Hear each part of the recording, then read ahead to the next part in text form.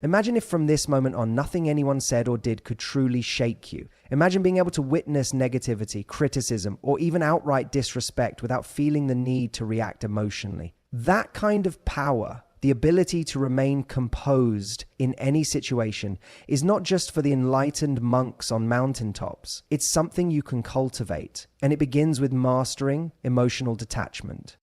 Now, detachment doesn't mean apathy. It's not about shutting down your emotions or refusing to care about people. Quite the opposite. Detachment means you are no longer held hostage by your emotions. You experience them without being controlled by them. You observe without absorbing. And that distinction makes all the difference.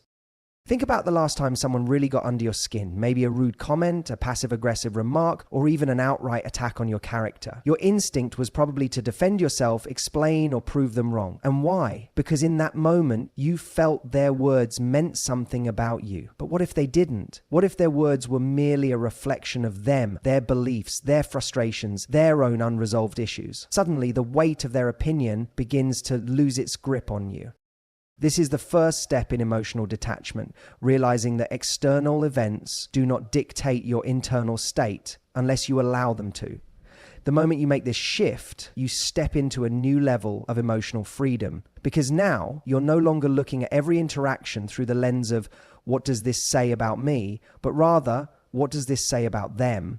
And that subtle shift changes everything. Now, someone cuts you off in traffic, it's not a personal offense, it's just a person in a hurry. A colleague takes credit for your idea, that speaks to their insecurity, not your worth. Someone ghosts you after a great date, that's a reflection of their emotional capacity, not a measurement of your desirability. When you detach from the need to personalize everything, you regain your power. But the real mastery comes in the next step, consciously choosing where your energy goes. Let's take an example. Imagine you're walking down the street and a stranger yells an insult at you. You have two choices. One, you can absorb it. You can feel hurt, get angry, dwell on it for hours, maybe even tell your friends about it, spreading that negative energy further. Or two, you can recognize that this person, whom you don't even know, has no real power over you. Their words are meaningless unless you give them meaning. And just like that, you move on, unaffected. This same principle applies in every area of life. The things that disturb you, the people who irritate you, the words that hurt you, none of them have inherent power. They only have the power you assign to them. The problem is, most people go through life reacting instead of responding. They let the world dictate their mood, their peace, their confidence. And as long as your emotions are at the mercy of external circumstances, you will always feel vulnerable. But the moment you decide, and it is a decision, that nothing outside of you can dictate your internal state, you step into real strength. So how do you actually practice emotional detachment? First, pause before reacting. When something triggers you, instead of immediately responding, take a mental step back. Ask yourself, is this worth my energy? Will this matter in a week, a month, a year? Most of the time, the answer is no. Second, remove the personal attachment. Instead of seeing situations as happening to you, view them as neutral events. Instead of thinking, this person disrespected me, try, this person is expressing something about themselves. When you stop personalizing, you stop suffering. Third, shift your focus. The more attention you give something, the more power it has over you. If you obsess over someone's hurtful words, you're feeding them power. But if you decide, I have more important things to focus on, you instantly diminish their impact. Your energy is your most valuable resource. Spend it wisely. And lastly, remind yourself of your own self-worth. People can only shake you if there's a part of you that believes them. When you cultivate unshakable confidence, when you truly know who you are, external validation, or the lack of it, becomes irrelevant. At the end of the day, emotional detachment isn't about becoming numb. It's about becoming free. Free from the emotional turbulence caused by people and circumstances outside of your control. Free from the need for approval, the fear of judgment, the cycle of reactivity. And once you taste that kind of freedom, you'll never want to live any other way. So the next time someone tries to provoke you, ask yourself, am I going to give them power over my peace, or am I going to stay in control of my own emotional state? That choice, your choice, determines everything. Think about the last time someone irritated you. Maybe it was an offhand comment, a dismissive tone, or even just an energy that rubbed you the wrong way. In that moment, you felt something, a spike of frustration, a rush of defensiveness, maybe even anger. And what happened next? You reacted. Maybe not outwardly, but internally, you played out the scenario, let it simmer, and carried it with you longer than you wanted to. But here's the truth. Nothing anyone says or does has the power to bother you, unless you let it. That might sound like a bold statement, but it's a fact. No one makes you angry. No one forces you to be upset. These are choices, ones we often make so quickly, so unconsciously, that we don't even realize we're choosing. But we are. The moment you truly understand this, you unlock a whole new level of emotional freedom. Because now, instead of being at the mercy of other people's words and actions, you realize that your peace, your confidence, and your happiness are entirely in your control. Let's break this down. Why do we get angry? Why do we let people get under our skin? The answer is simple. We assign meaning to their actions. Someone cuts you off in traffic, you might tell yourself, that guy thinks he's more important than me. Someone doesn't text you back, you might think, they don't respect me. A friend cancels plans last minute, you might assume they don't care. But notice something. None of these reactions are based on facts. They're based on interpretations. You don't actually know what's going on in someone else's mind. That person who cut you off might have been lost in thought, completely unaware of you. The person who didn't text back might be dealing with personal stress. Your friend who cancelled plans might feel guilty but genuinely needed the space. Yet, we take neutral events and assign them emotional weight. And once we do that, we feel the full intensity of the meaning we've created. We get upset not because of what actually happened, but because of the story we tell ourselves about what happened. Now let's flip this. What if, instead of defaulting to negative assumptions, you chose a different perspective? What if, instead of thinking, they don't respect me, you thought, maybe they're just busy? What if, instead of, they don't care, you told yourself, maybe something came up that I don't know about? This isn't about making excuses for people. It's about recognizing that you are in control of the narrative you create, and the narrative you choose determines how much power you give away or keep. A powerful exercise is to ask yourself, what else could this mean? The next time you feel triggered, pause and consider alternative explanations. 9 times out of 10, you'll realize that your initial reaction was just one possible interpretation, not the absolute truth. And here's where things get really interesting. When you stop assigning negative meanings to people's actions, you start noticing that you don't get angry as often. You don't feel as easily irritated. You begin to move through life with a sense of emotional detachment, not because you don't care, but because you refuse to let unnecessary stress take up space in your mind. Now, you might be thinking, but what about when people really are rude, dismissive, or disrespectful? What if they are being inconsiderate? Shouldn't I be bothered then? The answer is no, and here's why. When someone is rude, dismissive, or disrespectful, it has nothing to do with you. It has everything to do with them. Their words and actions are a reflection of their character, their struggles, their insecurities. The moment you internalize someone's negativity, you take ownership of something that was never yours to carry.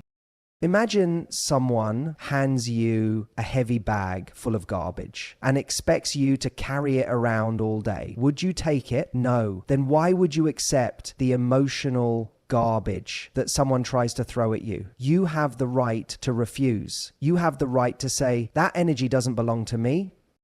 This is why emotionally strong people don't waste energy on pettiness. They don't engage in pointless arguments. They don't seek revenge or obsess over what someone said or did, because they understand that allowing negativity to affect you is a choice, and they choose to rise above it. And here's the most powerful part. When you master this, you become untouchable. People feel it when you are no longer reactive. They sense when their words don't shake you, when their actions don't disturb your peace. And that, ironically, is what gives you the most power in any situation. Think about it. Who has more control? The person who is easily provoked or the person who remains calm and unshaken? Who commands more respect? The one who gets drawn into every argument or the one who remains composed? The next time someone says something that would normally bother you, try this. Pause, take a deep breath and ask yourself, does this deserve my energy? More often than not, the answer will be no. You don't have to react to everything. You don't have to engage in every battle. The moment you stop making other people's actions mean something about you, you set yourself free.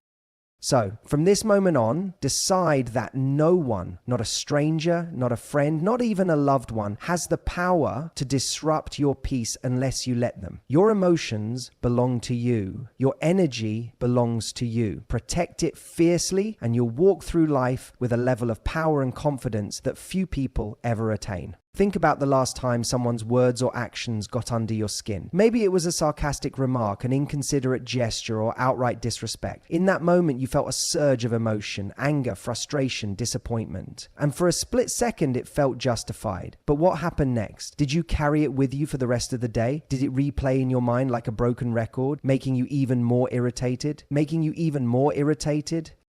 This is where most people get trapped. They don't just experience a negative situation, they relive it, feed it, and let it dictate their emotional state. And that's where they lose control, not to the person who upset them, but to their own unchecked reaction. Now, here's something most people never realize. You are not required to engage with every emotion that arises. Just because anger, frustration, or resentment appears doesn't mean you have to accept it, feed it, or let it dictate your behavior. Emotions are like invitations. You get to decide which ones you respond to.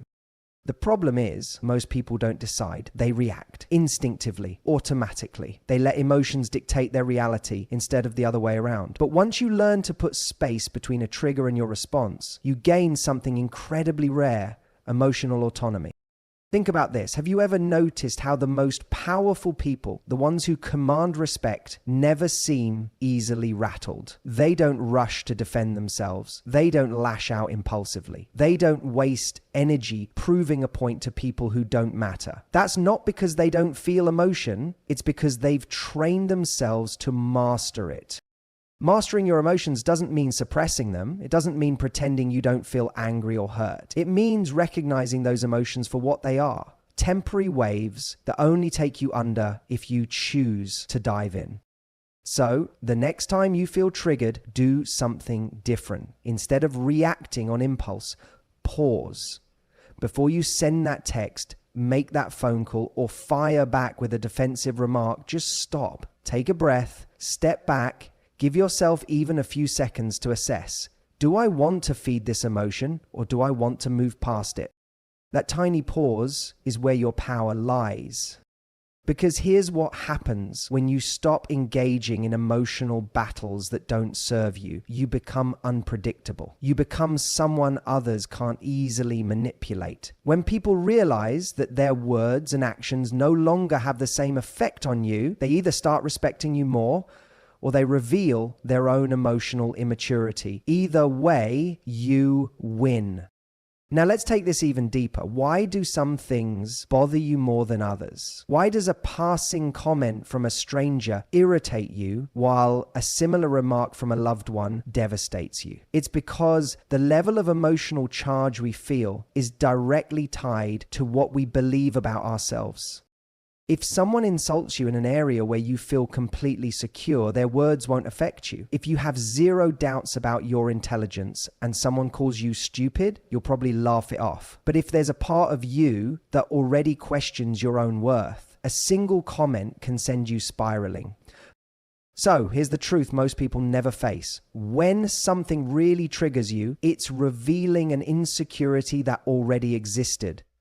The emotion you feel isn't just about the external event, it's about something internal that needs to be addressed.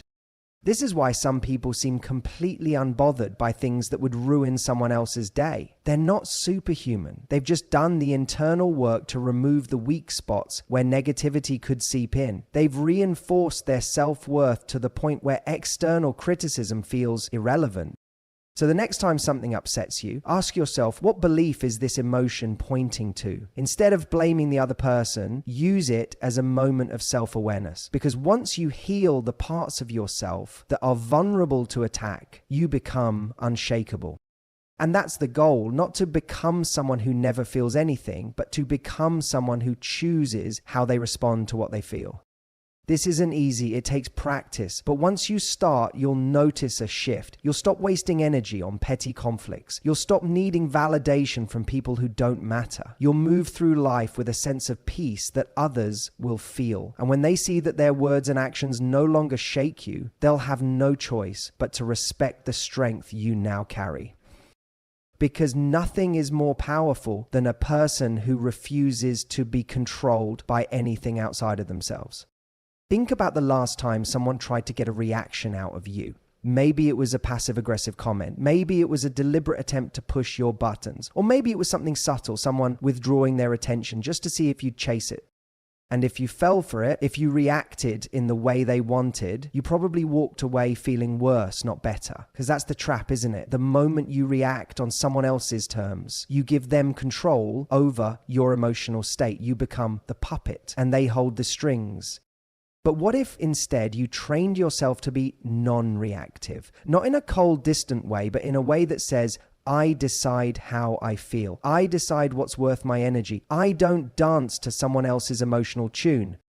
There's a concept in psychology called emotional regulation, and it's one of the most powerful skills you can develop. It's the ability to experience emotions without letting them dictate your behavior. And the truth is, most people never master this. They go through life as emotional responders, reacting to every slight, every criticism, every shift in someone else's mood. But when you learn to regulate your emotions, you flip the script. You become the one who sets the tone in any situation, rather than someone who's constantly adjusting to the moods and manipulations of others.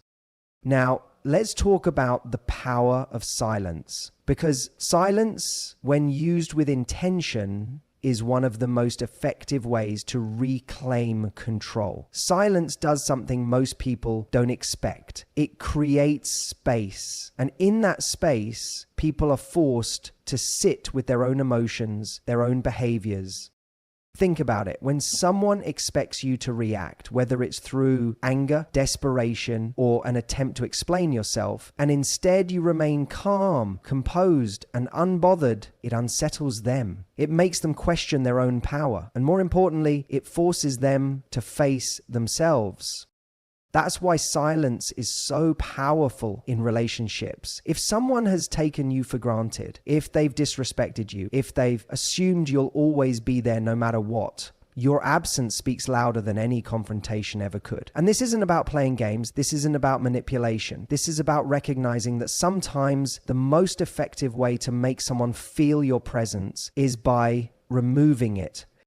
But here's the key. Silence alone isn't enough. If you go silent and sit around waiting for them to notice, you're still giving them power. The real shift happens when you use that silence to refocus on yourself, to redirect all the energy you were wasting on proving a point, winning someone's attention, or reacting to someone else's behavior, and instead investing it back into your own growth, your own confidence, your own fulfillment.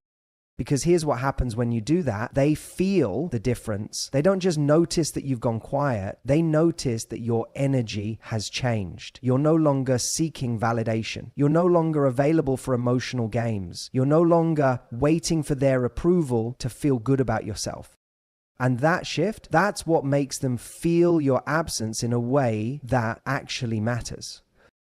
This is why walking away with certainty is so much more powerful than walking away with bitterness. When you're bitter, you're still emotionally attached, you're still affected. But when you remove yourself with a sense of peace, when you step back, not to punish them, but because you genuinely know you deserve better, that's when they feel it in their gut. Because people don't feel your absence just because you stop texting. They feel it when they sense that their presence no longer has the same hold over you. And here's the most interesting part. When you become truly indifferent, when you genuinely move on, not just physically, but emotionally, that's often the moment they start chasing. Not because you played some strategy, but because they feel the shift. The power dynamic has changed. They realize that the version of you they once had access to no longer exists. And maybe they'll reach out. Maybe they'll try to pull you back in. But by then, you'll be different. You won't need their attention the way you once did. You won't crave their validation because you'll have built something stronger within yourself. So the next time someone pulls away, disrespects you, or takes you for granted, don't argue, don't beg, don't over-explain, just step back, go quiet, and most importantly, use that silence to become someone they can no longer access in the same way. Because when you elevate yourself, when you grow beyond the version of you they once knew, you don't have to make them feel your absence. They'll feel it naturally. And by the time they realize what they lost, you'll already be on a whole new level, one where their validation is no longer necessary. Think about the way people perceive value. It's not just about what they see in front of them. It's about what they feel they could lose. Human nature is wired this way. We don't tend to appreciate something fully when we assume it will always be there. But the moment it becomes uncertain, the moment it feels like it could slip through our fingers, that's when we wake up. That's when we start paying attention. This is why it's not enough to simply pull away or go silent. If you want someone to truly feel your absence, you have to create a sense of perceived loss. And this isn't about playing games. This isn't about manipulating someone into wanting you. It's about positioning yourself in a way that commands respect and recognition, because you are no longer assumed. So how do you create perceived loss? You do it by shifting the dynamic. You go from someone who was predictable, always available, always emotionally invested, to someone who is now a mystery, someone who is no longer guaranteed. See, the problem most people face when they pull away is that they do it from a place of insecurity. They go silent, but they're still waiting. They step back, but they're still hoping the other person notices. And that energy, that desperate, please notice I'm gone energy, it never works. Because deep down, that person still knows they have you. The real power comes when you don't just pull away, you evolve. You step into a version of yourself that is genuinely different from the one they took for granted. And when they look back, they don't just see a missing piece, they see something they may never get back. This is where the concept of social proof comes in. Social proof is a psychological phenomenon that says people determine the value of something based on how others perceive it. In other words, we don't just decide if something is valuable, we look around and see how others react to it. And the moment other people start seeing you as desirable, as interesting, as someone they want to be around, that's when the person who took you for granted suddenly feels the weight of your absence. Because now they're not just missing you in a vague, abstract way. They're seeing other people appreciating you. They're realizing that the attention, the presence, the warmth they once had access to is now being given to someone else. And that creates urgency. That makes them feel like they might have made a mistake. And this is where most people go wrong. When they go silent, they disappear completely. They isolate themselves. They sit around waiting for that one person to notice. But the best way to make someone feel your absence isn't to vanish, it's to become visible in a way they never expected. You start going places you wouldn't normally go. You start engaging with new people, investing in new experiences, expanding your world in ways that make it clear you are not waiting, you are living. And nothing makes someone feel your absence more than seeing you thrive without them. This is why you have to stop thinking about silence as a pause button. It's not a waiting game. It's not about stepping back and hoping they reach out. It's about stepping forward into something bigger. Because when you do that, your absence doesn't just feel like distance. It feels like a shift in the way you carry yourself, in the way others see you, in the way you interact with the world.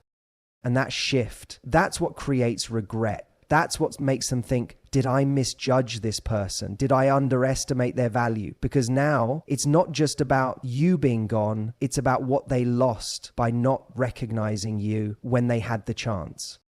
And here's the truth. Not everyone will come running back. Not everyone will suddenly realize your worth. And that's a good thing, because the goal isn't just to get someone's attention. It's to elevate yourself to a level where only the right people recognize your value.